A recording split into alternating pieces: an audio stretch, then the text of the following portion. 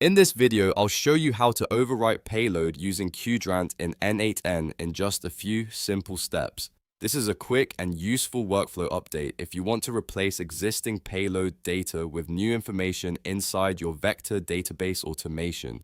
If this tutorial helps, make sure to like the video and subscribe for more N8n automation guides. Let's jump right in. First, open the workflow you want to work on inside N8n. This could be an existing automation or a workflow you're building from scratch. Once you're inside the editor, take a look at the nodes panel on the right side or the left side, depending on your setup. This is where you can add new nodes to your workflow.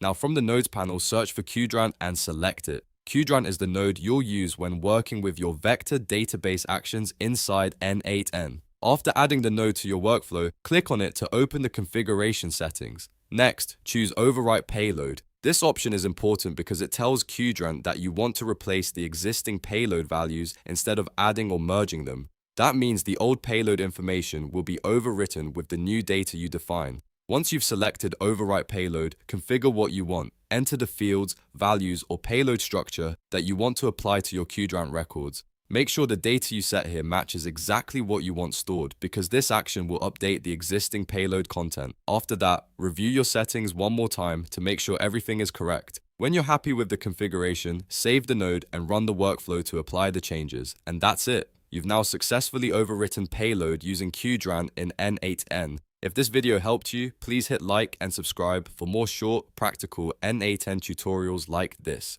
Thanks for watching, and I'll see you in the next one.